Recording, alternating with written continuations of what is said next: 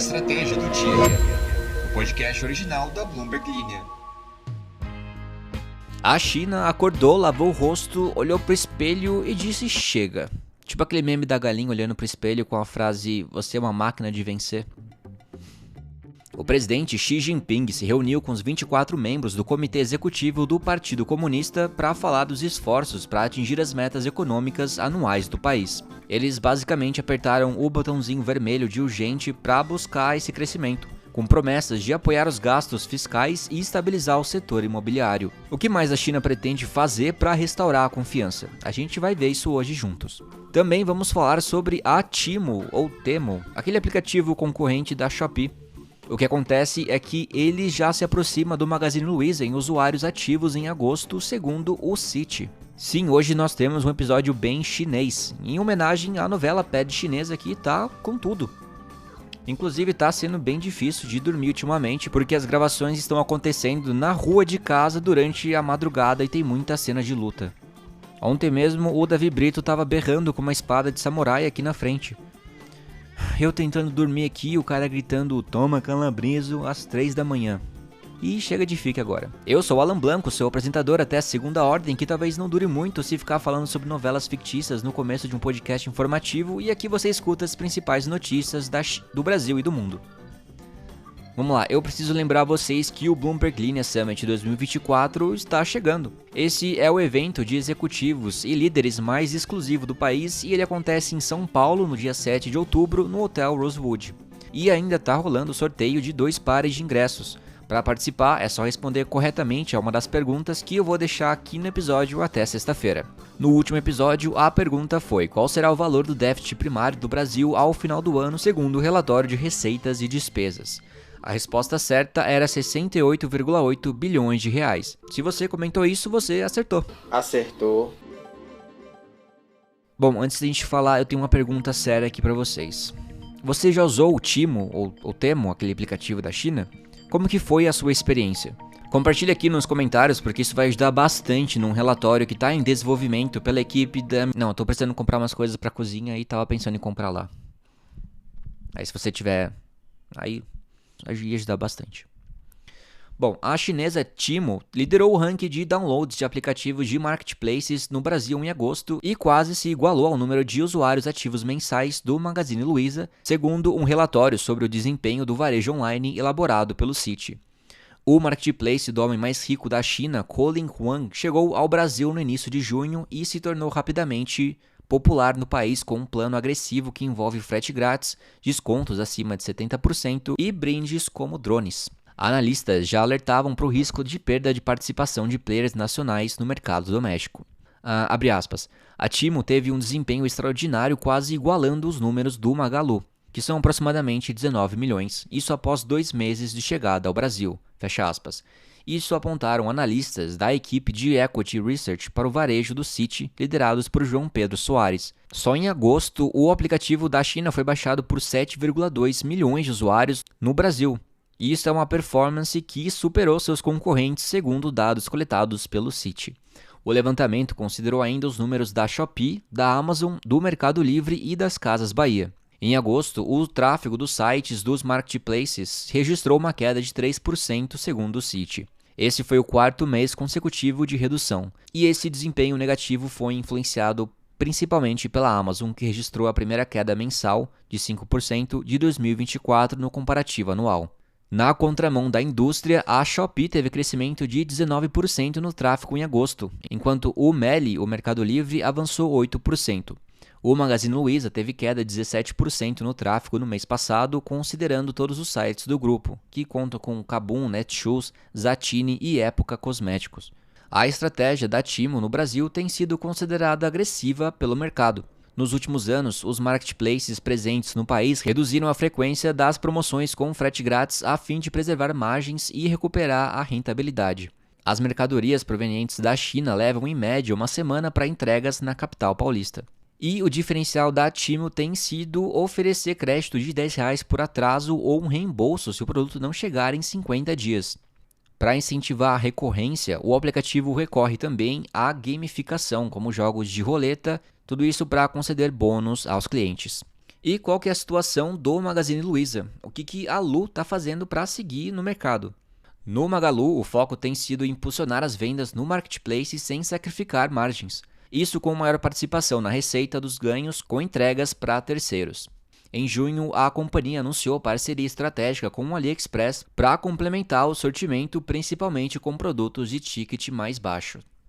A companhia informou que no segundo trimestre seu aplicativo acumulou 49,6 milhões de usuários ativos mensais. Mas, por outro lado, a empresa fechou 40 unidades no primeiro trimestre para um total de 1.246 lojas. Em junho, disse a diretora de Relações com Investidores Vanessa Rossini à Bloomberg Linha no início de agosto. E o que a China vai tanto fazer para voltar ao ritmo de crescimento por lá? O governo vai limitar estritamente a construção de projetos de casas novas como parte dos esforços para diminuir o excesso de oferta residencial. Não foram fornecidas informações específicas sobre o tamanho dos gastos fiscais, e é provável que as agências forneçam os detalhes nos próximos dias e semanas. Segundo fontes disseram à Bloomberg News, o governo considera uma injeção de 142 bilhões de dólares em bancos estatais para que possam suportar a economia. E isso, se confirmado, seria a primeira medida nesse sentido desde a crise financeira global de 2008. Essa mudança ressalta a necessidade das autoridades falarem diretamente com os mercados.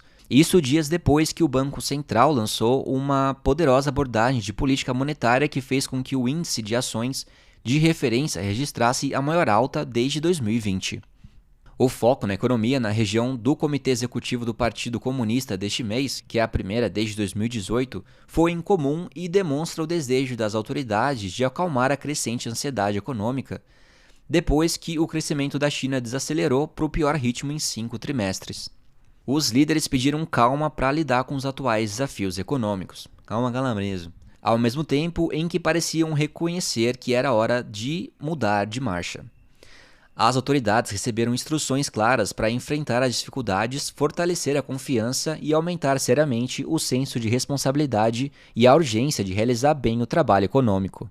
De modo geral, os economistas veem o anúncio como um pivô ou ponto de inflexão em relação à abordagem fragmentada anterior das autoridades para impulsionar a economia, mesmo que a extensão de qualquer estímulo fiscal ainda não seja clara. Em um sinal de que o governo está cada vez mais preocupado com o mal-estar econômico, o comitê prometeu reforçar a ajuda às pessoas com dificuldades para encontrar emprego e aos grupos de baixa renda.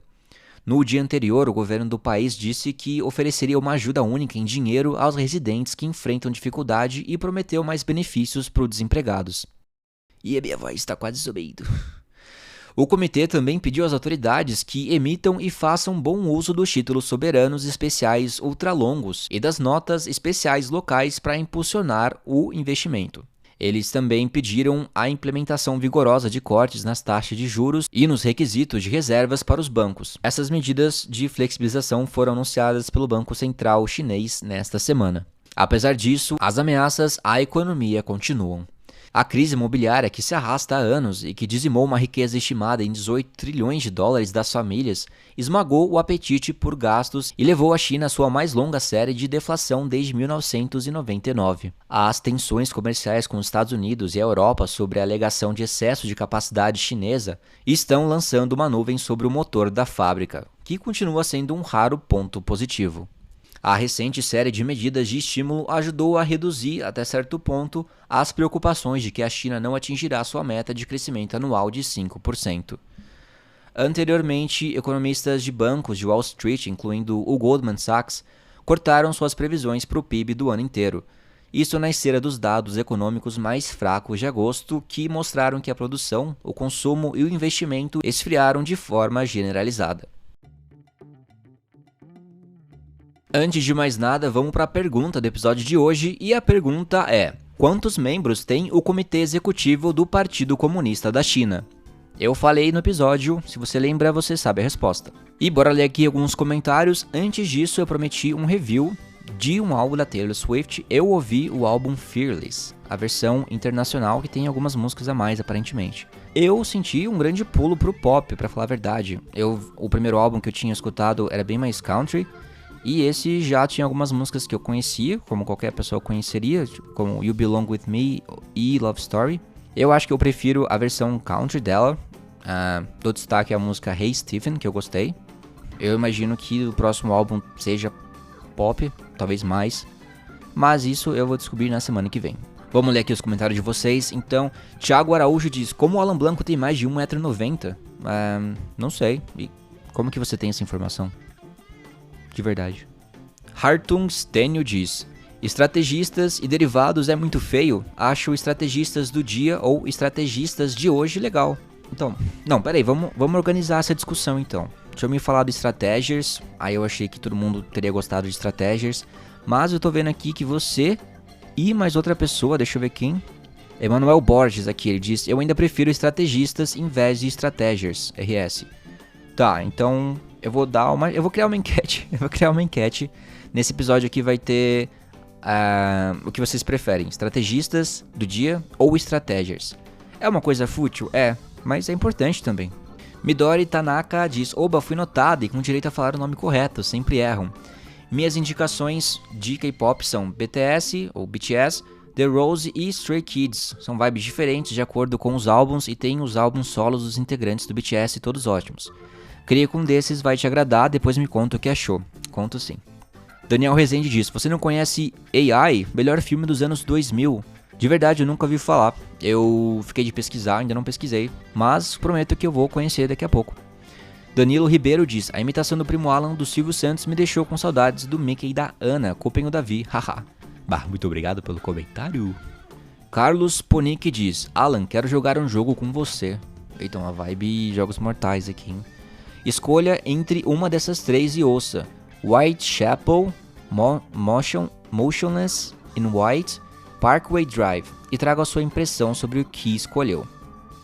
Tá, eu vou anotar aqui, tem muita recomendação pra hoje. Eu vou anotar aqui e na semana que vem eu te falo, Carlos.